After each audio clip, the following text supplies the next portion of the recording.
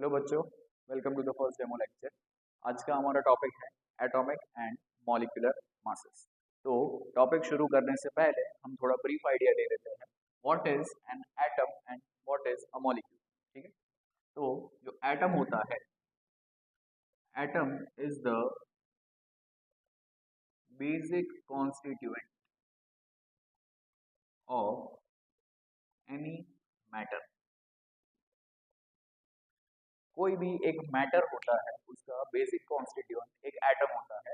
अलग अलग atoms combine होके मैटर बनता है। ठीक है, तो सबसे पहले हम ये समझते हैं व्हाट इज अ मैटर।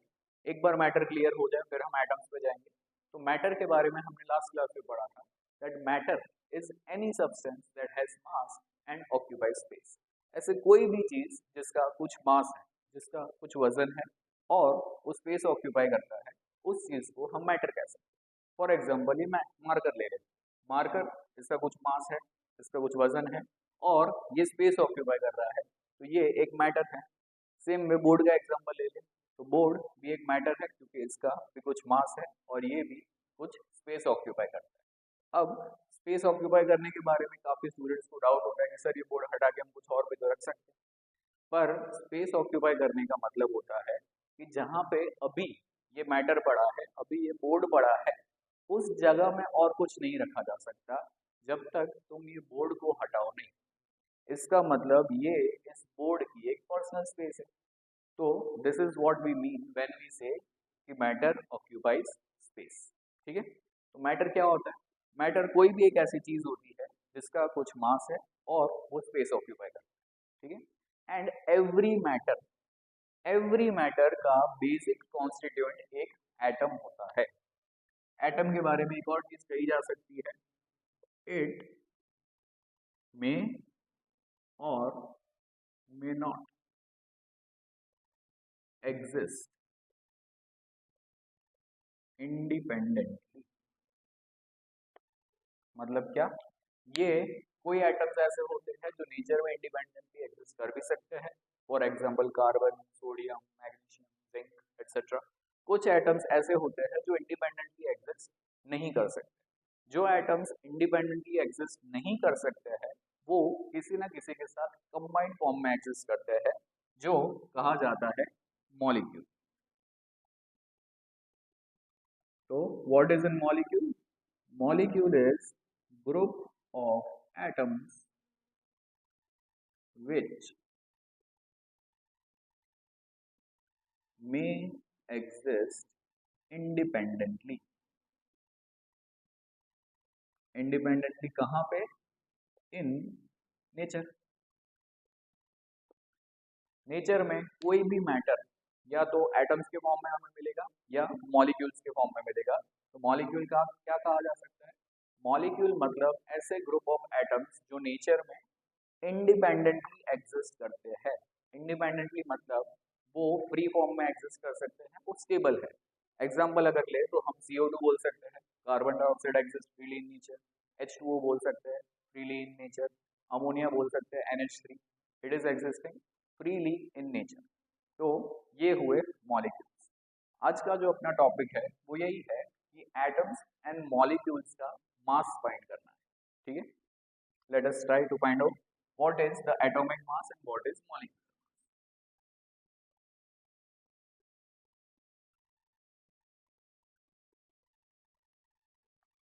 ठीक है, तो पहले let us start with atomic mass। देखो, हमने देखा कि एटम जो होता है वो कोई भी मैटर का एक बेसिक कॉन्स्टिट्यूएंट होता है। ठीक है, जैसे ये मार्कर ही ले ले हम, तो मार्कर जो बना है वो भी कोई एटम से कॉम्बिनेशन से बना हुआ है। तो ये एटम जो है ये कितने छोटे हो सकते हैं? अगर हम अप्रोक्स साइज की बात करें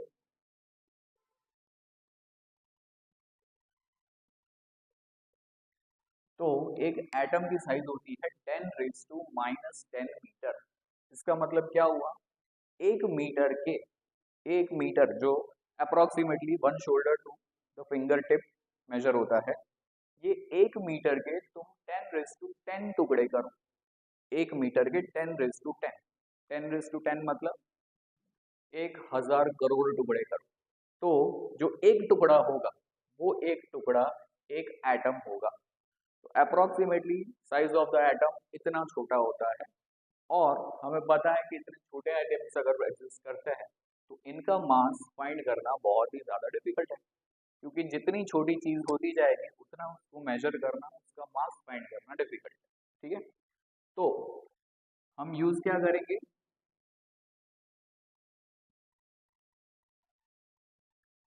सम रेफरेंस। ठीक है, अब ये रेफरेंस पे जाने से पहले अपन एक एग्जांपल लेते हैं।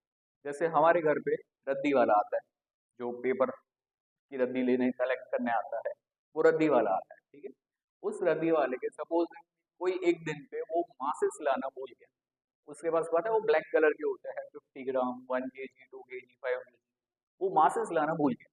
ठीक है, तो अब क्या हम उसको रद्दी नहीं देंगे? बीइंग एन इंटेलिजेंट पर्सन हम क्या करेंगे, हम उसको बोलेंगे एक तराजू ले आओ।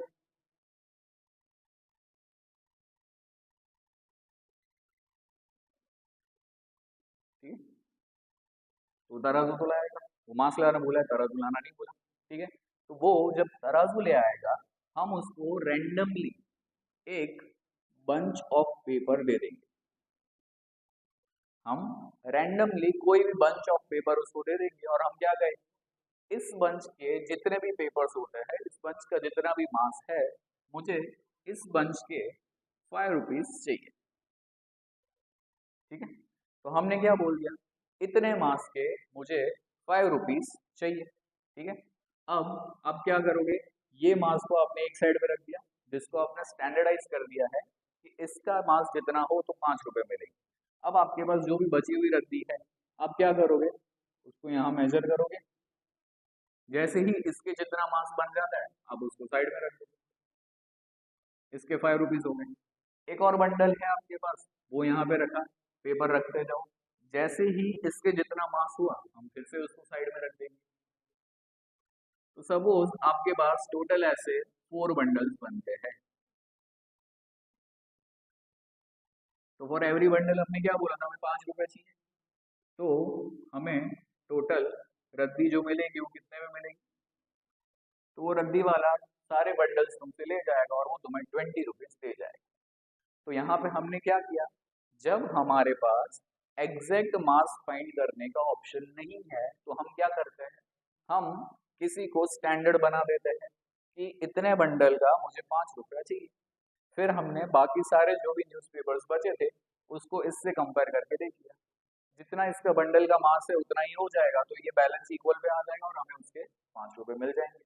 तो इस तरीके से रद्दी वाला बिना वेट लिए भी मेजर करके हमें पैसे देके जाएगा। ठीक है, यही चीज हम एटम पे अप्लाई करेंगे, क्योंकि जैसे मैंने बताया एटम बहुत छोटा होता है, तो इतना छोटा मास मेजर करना हमारे लिए डिफिकल्ट है। तो हम क्या करेंगे, हम किसी ना किसी को रेफरेंस मानेंगे। ठीक है, तो जो रेफरेंस माना जाता है,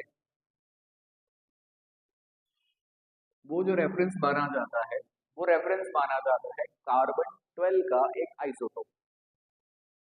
कार्बन 12 का एक आइसोटोप है, जिसका अगर हम 1/12 करें तो दिस बिकम्स आवर रेफरेंस मास।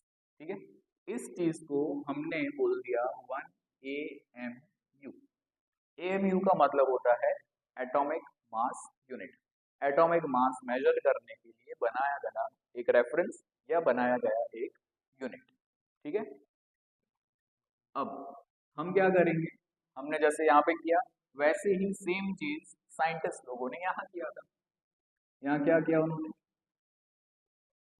यहाँ पे रख दिया रेफरेंस, जैसे हमने यहाँ रेफरेंस रख दिया था बंडल ऑफ पेपर, यहाँ पे हमने रेफरेंस रख दिया इसको, दैट इज 1/12 कार्बन 12, जिसको हमने क्या बोला था, 1 AMU बोला था। ठीक है, अब दूसरी साइड हम क्या रखेंगे, दूसरी साइड हमें जो भी एलिमेंट का मास मेजर करना है वो एलिमेंट हम यहाँ रखेंगे, और हम चेक करेंगे कि वो इस एलिमेंट से, इस रेफरेंस से कितना गुना हैवियर है। जितना गुना वो मास हैवी आएगा वो उसका एटॉमिक मास बन जाएगा। जैसे फॉर एग्जांपल अगर हम हाइड्रोजन ले लें, तो हाइड्रोजन का मास, यहाँ पे जब हमने हाइड्रोजन का एक एटम रखा तो हाइड्रोजन के एक एटम का मास सेम इतना ही आ रहा था। मतलब क्या हुआ, यहाँ पे हमने अगर 1 AMU रखा है तो हाइड्रोजन का मास इज ऑल्सो 1 AMU। अगर हम हीलियम की बात करें तो यहाँ पे जब हीलियम का एक एटम रखा गया तो हीलियम के एक एटम को जब हमने यहाँ रखा तो हमें पता चला कि वो हमारे रेफरेंस मास से 4 गुना ज्यादा हैवी आ रहा है। तो हम क्या कह देंगे, हीलियम का मास इज 4 AMU। वैसे ही हमने कार्बन को रखा यहाँ पे कार्बन को रखा एंड चेक किया कि वो हमारे रेफरेंस से कितना टाइम्स ज्यादा हैवी है। और कार्बन को यहाँ रखने पे हमें पता चला कि कार्बन का मास जो है वो हमारे रेफरेंस से 12 गुना ज्यादा हैवी है। तो हम ले लेंगे कार्बन का मास टू बी 12 AMU। तो आज की डेट में हमें जितने भी एलिमेंट्स के मासेस पता है, जितने भी एटम्स के मासेस पता है, वो इस तरीके से आए गए हैं। ठीक है। अब तुम पूछोगे कि सर ये तो रेफरेंस लिया जाता था, तब हमारे पास एटॉमिक मास मेजर करने के कोई इंस्ट्रूमेंट्स नहीं थे। आज की डेट में तो टेक्नोलॉजी बहुत एडवांस है, तो आज की डेट में इनके मासेस क्या होंगे। तो आज की डेट में हमें सबके मासेस मेजर करने की जरूरत नहीं है। हम यही मासेस यूज कर सकते हैं जस्ट फॉर कन्वर्जन पर्पज। हम क्या करेंगे, एएमयू का जो मास है वो इन ग्राम्स हमें मिला है, ठीक है, इतना छोटा 1 AMU होता है 1.66 into 10 raised to -24 gram. Today ये वैल्यू को जिसको हम 1 AMU कहते हैं इसको हम 1 U भी कह सकते हैं या फिर 1 डाल्टन भी कह सकते हैं। डाल्टन जैसे हमको पता होगा कि डाल्टन एक साइंटिस्ट था और इसको डाल्टन इसलिए बोला गया है क्योंकि ये रेफरेंस मानने का जो सिलसिला है ये शुरू किया था डाल्टन। ठीक है, डाल्टन ने पहले ऑक्सीजन को रेफरेंस माना, फिर हाइड्रोजन को रेफरेंस माना एंड लास्ट में हम कार्बन तक पहुंचे। ठीक है, तो इस तरीके से हम रेफरेंस मान के अलग अलग एटम्स का मास निकालते हैं। तो हमें आज की डेट में जिसका जो मासेस पता है वो सारे के सारे इस कार्बन 12 का 1/12 करके जो आता है उसके रेफरेंस में मासेस निकाले गए हैं। ठीक है, अब हमारा नेक्स्ट टॉपिक है रिलेटिव एटॉमिक मास।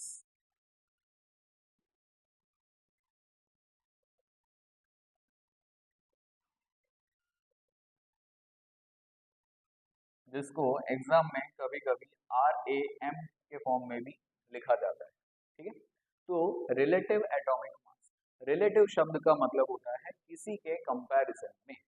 तो यहाँ पे रिलेटिव एटॉमिक मास का मतलब ये होगा कि हम जो भी हमारे एटॉमिक मासेस आए वो सारे एटॉमिक मासेस को किसी रेफरेंस से डिवाइड करते हैं। ठीक है, तो यहाँ पे जो रिलेटिव एटॉमिक मास होता है ये निकालने का एक फॉर्मूला है हमारे पास, जिसमें हम जो भी एटम का एटॉमिक मास होता है उसको हम 1/12 ऑफ कार्बन 12 जिसको हमने रेफरेंस माना था उसके मास से डिवाइड करेंगे और हमें पता है कि ये होता है 1 AMU। जो एटॉमिक मास लिया जाएगा वो भी इन AMU ही लिया जाएगा। ठीक है, तो let us try to find कि रिलेटिव एटॉमिक मास ऑफ, अगर हम हाइड्रोजन की बात करें तो हाइड्रोजन का एटॉमिक मास जो हमने फाइंड किया था वो होता है 1 AMU और इसको हमें डिवाइड किससे करना है, दिस और 1 AMU। अगर हम डिवाइड करेंगे तो हमें मिलेगा 1। AMU अगर कैंसिल हो जाता है तो हम बोल सकते हैं इस रिलेटिव एटॉमिक मास का कोई यूनिट नहीं होता। तो RAM इज यूनिटलेस।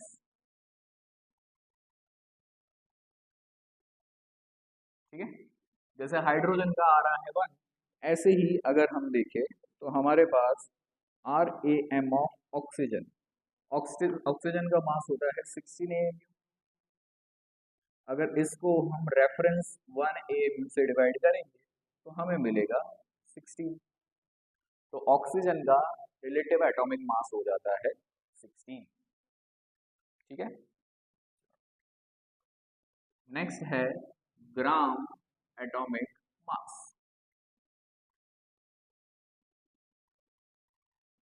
जिसको हम GAM भी लिख सकते हैं।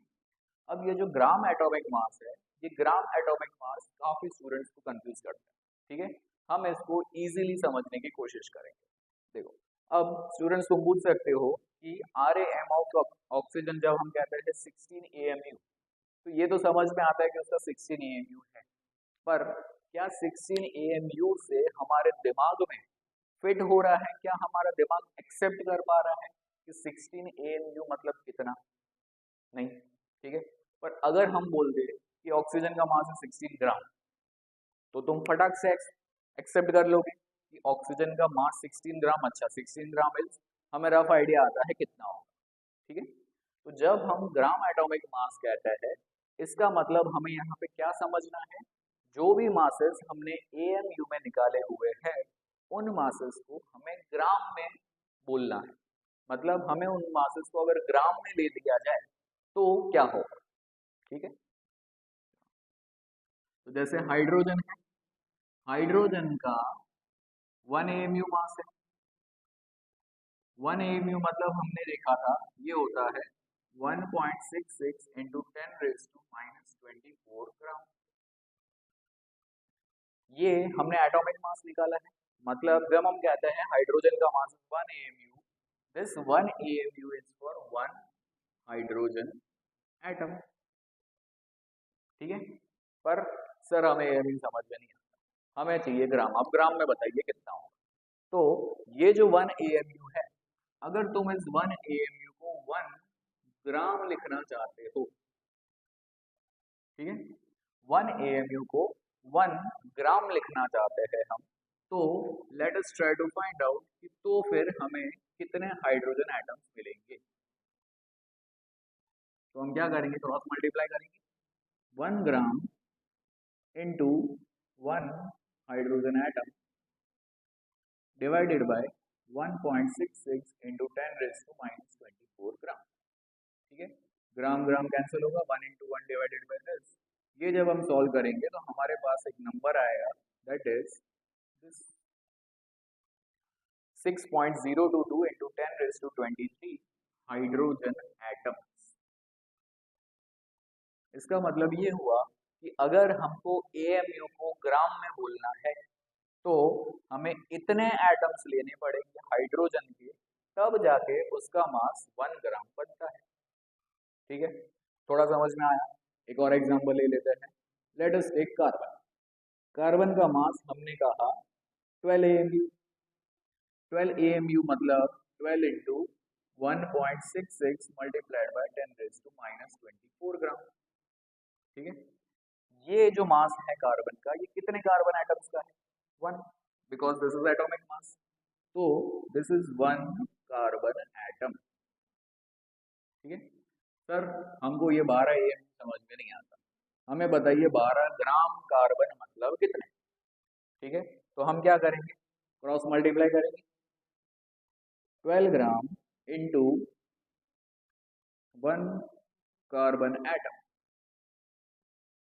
Divided by 12 into 1.66 multiplied by 10⁻⁻24 gram. Again gram gram cancel होगा, 12 12 भी कैंसिल होगा, एंड फिर से हम देख सकते हैं 1/1.66 इंटू 10⁻⁻24 ही मिला जो यहाँ था। तो अगर वही नंबर आ रहा है तो इसका वैल्यू भी वही रहेगा।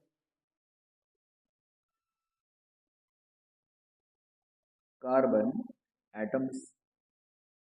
ठीक है, तो यहाँ से हमें कुछ पैटर्न बनता हुआ दिख रहा है कि तुम किसी भी AMU को अगर ग्राम में कन्वर्ट करते हो, तो उसमें कितने एटम्स लेने पड़ेंगे, वो तो हर बार कांस्टेंट आ रहा है। जैसे हाइड्रोजन का मुझे 1 AMU मास पता है, वो एक एटम का है। अगर मुझे वही 1 AMU को 1 ग्राम में कन्वर्ट करना है, मुझे ग्राम में समझना है, तो मुझे कितने हाइड्रोजन लेने पड़ेंगे? अब मुझे लेने पड़ेंगे इतने हाइड्रोजन। ठीक है, सेम वे कार्बन, कार्बन का मास होता है 12 AMU। इस 12 AMU को फिर से हमें 12 ग्राम में बोलना है, तो मुझे कार्बन के कितने एटम्स लेने पड़ेंगे? 6.022 इंटू 10⁻23। तो हर बार ये सेम नंबर आ रहा है, मतलब ये नंबर कुछ तो खास है। ठीक है, ये नंबर हर बार तुम कोई भी एलिमेंट ले लो, उसके एएमयू के मास को अगर तुम ग्राम में कहोगे तो नंबर ऑफ एटम्स यही आएगा। ठीक है, तो हम ये कह सकते हैं कि इस नंबर को अगर हमें स्पेशल कहना ही है तो क्यों ना इसको हम कोई नाम दे दें। तो ये जो नंबर है 6.022 इंटू 10 पावर 23, इस नंबर को हमने नाम दिया है 1 मोल। अब 1 मोल केमिस्ट्री के लिए बहुत खास नंबर है। ठीक है, ये 1 मोल वैसा ही नाम दिया है जैसे हमने एक डजन को 12 बोल दिया, एक सेंट को 100 बोल दिया, वैसे ही हम एक मोल को इतना कहेंगे। ठीक है, तो जहां पे भी कहा जाता है कि 1 मोल हाइड्रोजन एटम्स, मतलब हमें समझना है कि इतने hydrogen atoms, 1 mole carbon atoms मतलब इतने कार्बन एटम्स। समझ में आ रहा है? ठीक है, तो अगर हम ग्राम एटॉमिक मास समझने जाए तो ग्राम एटॉमिक मास का मतलब होता है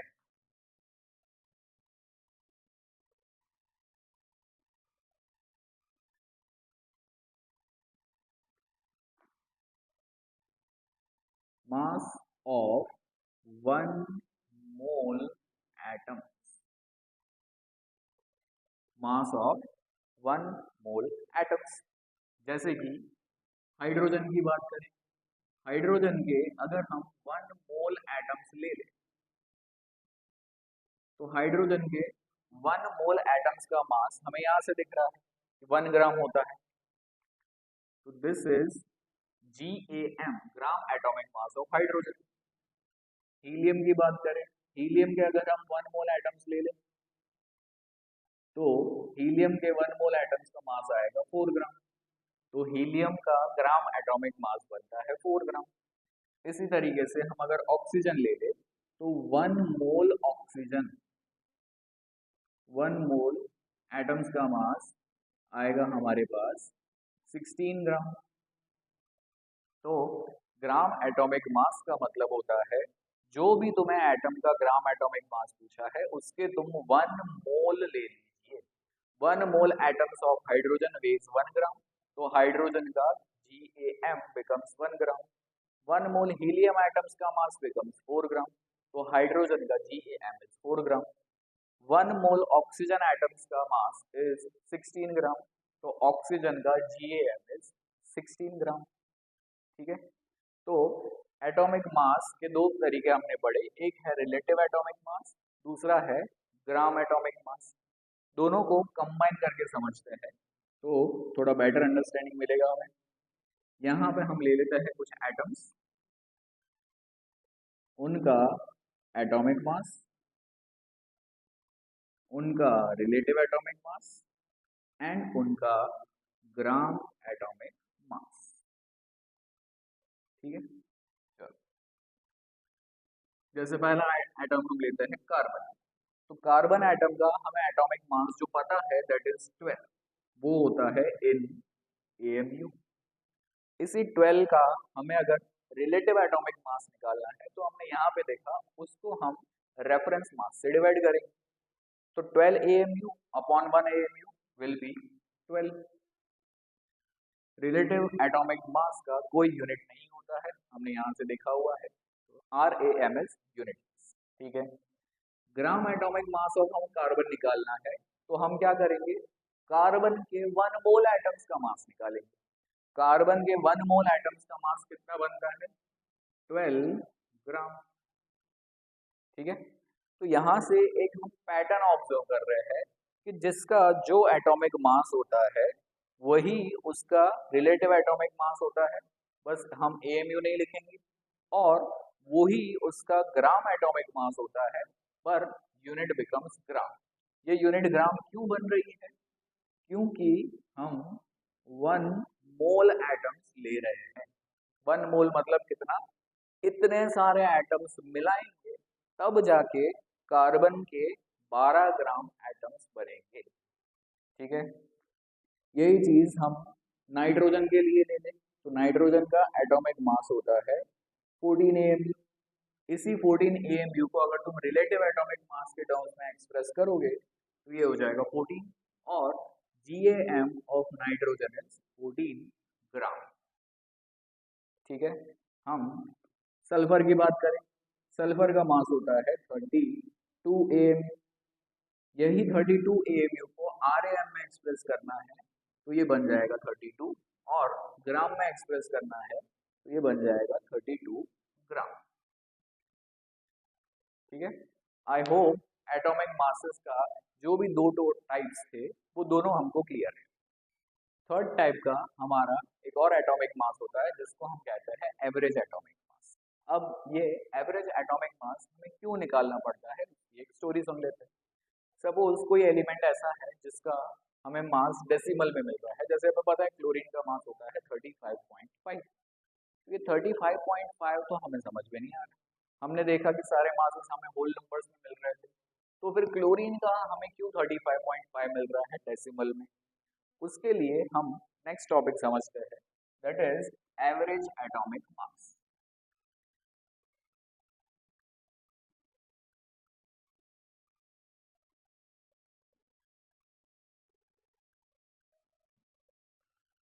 एवरेज एटॉमिक मास हम तब कंसीडर करेंगे जब एक ही एलिमेंट अलग अलग मासेस में नेचर में अवेलेबल है। ऐसे एलिमेंट्स के जो अलग अलग मासेस अवेलेबल है इन द नेचर उसको कहा जाता है आइसोटोप्स। तो अगर कोई भी element existing in isotopic form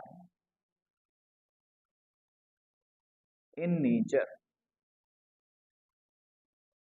will have average atomic mass। इसका मतलब ये हुआ कि कोई भी एलिमेंट जो एक से ज्यादा मासेस के साथ एग्जिस्ट करता है इन द नेचर, उस एलिमेंट का हमें अगर मास कहना है, उसका हमें उसका हमें अगर एटॉमिक मास निकालना है तो वो हम जितने भी मासेस है उनका एवरेज करके निकालें।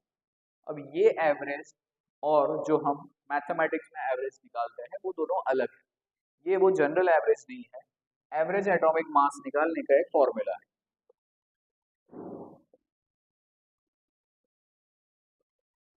Average atomic mass is equal to N1 into A1 plus N2 into A2 plus जितने भी अलग अलग आइसोटोपिक फॉर्म में कोई भी एटम एग्जिस्ट करता है उन सब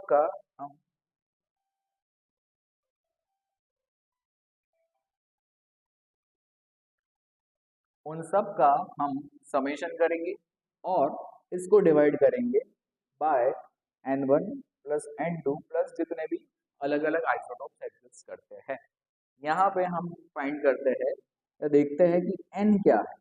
N को कहा जाता है परसेंटेज एबंडेंस।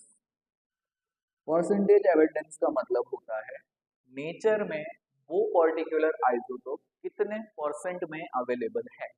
जैसे हम क्लोरीन की बात करें तो क्लोरीन के दो आइसोटोप्स होते हैं, एक होता है 37, एक होता है 35।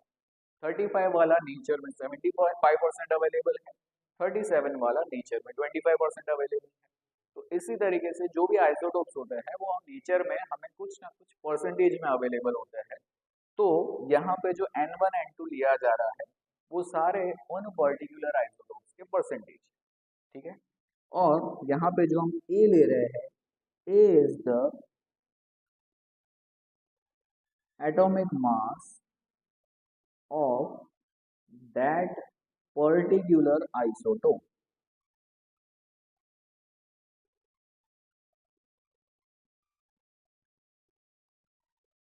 Of that particular isotope. इसका एक क्वेश्चन करते हैं, हमें ज्यादा क्लैरिटी आएगी। जैसे मैंने बताया कि 35 क्लोरीन जो है वो नेचर में 75% अवेलेबल है और 37 मास वाला क्लोरीन नेचर में 25% अवेलेबल है। तो अगर हमें कोई पूछे कि क्लोरीन का एटॉमिक मास कितना होता है तो हम तुरंत जवाब देते हैं कि 35.5 होता है। जबकि अगर हम यहाँ देखें तो नेचर में कोई भी क्लोरीन ऐसा नहीं है जो 35.5 मास के साथ एग्जिस्ट करता हो। इसका मतलब क्या हुआ कि हमने इन दोनों क्लोरीन के जो मासेस है उससे हमने एवरेज मास निकाला हुआ है क्लोरीन का। ठीक है, एवरेज मास का फॉर्मूला क्या होता है? Average atomic mass is equal to first का परसेंटेज 75% इंटू उसका मास 35 प्लस सेकंड का परसेंटेज इंटू उसका atomic mass 37 divided by N1 plus N2 and up to so on. तो यहाँ पे अगर हमें दो ही आइसोटोप्स दिए हैं तो हम N1 प्लस N2 करेंगे। N क्या था हमारे पास? परसेंटेज। तो फर्स्ट का परसेंटेज है 75, सेकंड का है 25। इनका जब हम एवरेज करेंगे तो ये वैल्यू हमें मिलती है 35.5 AMU। तो इस तरीके से हम जो क्लोरीन का मास 35.5 लेते थे वो क्लोरीन का एवरेज एटॉमिक मास होता है। इन रियलिटी 35.5 मास वाला क्लोरीन नेचर में एग्जिस्ट नहीं करता। तो एवरेज एटॉमिक मास क्या है? एवरेज एटॉमिक मास अलग अलग आइसोटोप्स का जितना भी परसेंटेजेस है उसको उनके मासेस से हम एवरेज करके जो वैल्यू निकालते हैं उनको कहा जाता है average atomic mass of that particular element. ठीक है, तो ये थे अलग अलग टाइप के एटॉमिक मासेस। पहले हमने देखा रिलेटिव एटॉमिक मास, फिर हमने देखा gram atomic mass and then हमने देखा एवरेज एटॉमिक मास। ठीक है, नेक्स्ट जो हम समझने वाले हैं वो है molecular masses.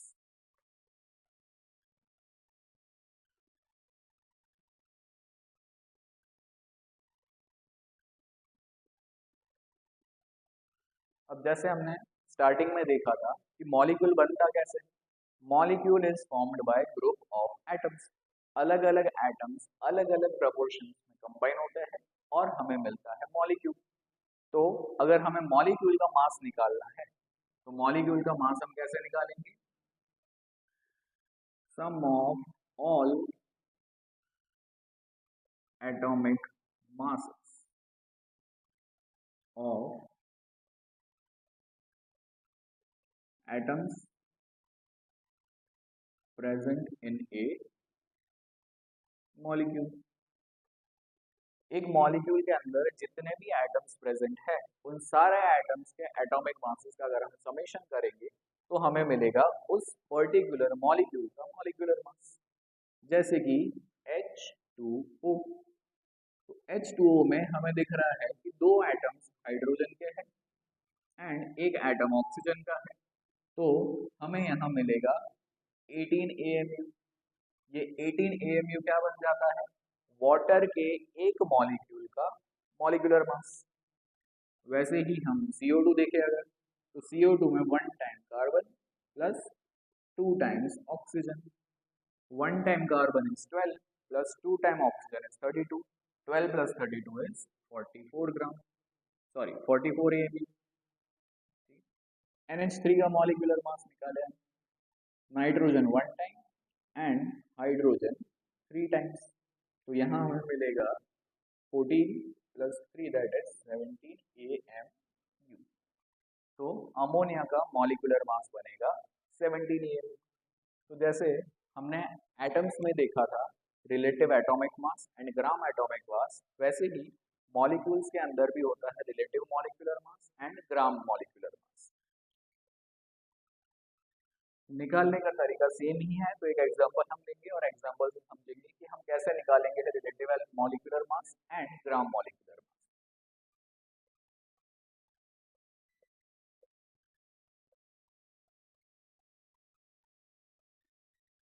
Relative molecular mass को हम कहेंगे RMM। जैसे हम रिलेटिव एटॉमिक मास निकालते थे वैसे ही RMM हो जाएगा मॉलिक्यूलर मास इन AMU अपॉन जो हम रेफरेंस लेते थे रेफरेंस हम किसको लेते थे, 1 AMU को। तो अगर हमें निकालना है RMM ऑफ H2O, तो वो हो जाएगा 18 AMU अपॉन 1 AMU, जो हमें मिलेगा 18। ऐसे ही अगर हमें निकालना है RMM ऑफ CO2, तो CO2 का मॉलिक्यूलर मास होता है 44 AMU अपॉन 1 AMU, ये हमें मिलेगा टू बी 44। तो जैसे हम RAM निकालते थे रिलेटिव एटॉमिक मासेस, वैसे ही हम निकालेंगे रिलेटिव मॉलिक्यूलर मासेस।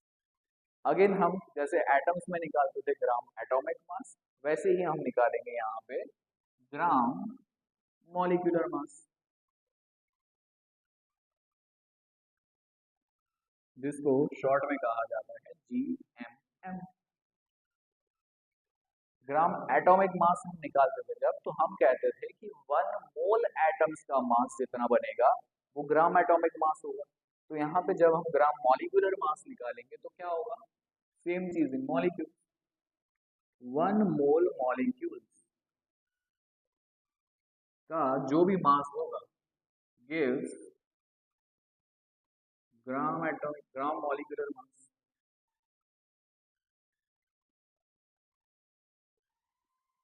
जैसे हम एग्जांपल लेते हैं H2O। H2O के 1 मॉलिक्यूल का मास होता है 18 AM।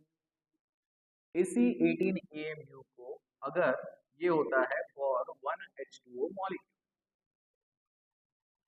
ये H2O के मॉलिक्यूल का एक एटम, एक मॉलिक्यूल का मास है। अगर हमें चाहिए 18 ग्राम, तो हम क्या करेंगे, 18 ग्राम इंटू 1 H2O मॉलिक्यूल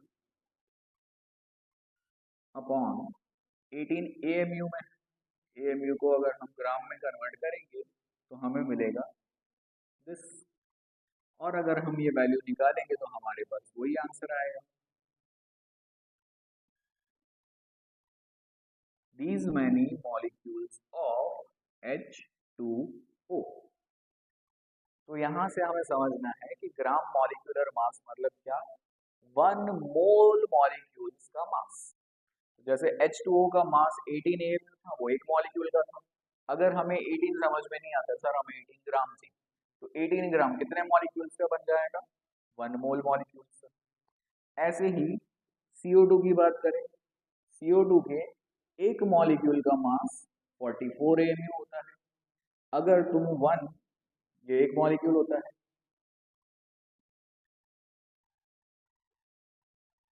अगर हम 1 मोल मॉलिक्यूल्स ले लें तो ये मास हो जाएगा 44 ग्राम। ठीक है, तो इस तरीके से हमने सीखा कि रिलेटिव मॉलिक्यूलर मास कैसे निकाला जाएगा और ग्राम मॉलिक्यूलर मास कैसे निकाला जाएगा। नेक्स्ट वीडियो में अपन ट्राई करेंगे to find out average molecular mass and solve some problems. Thank you.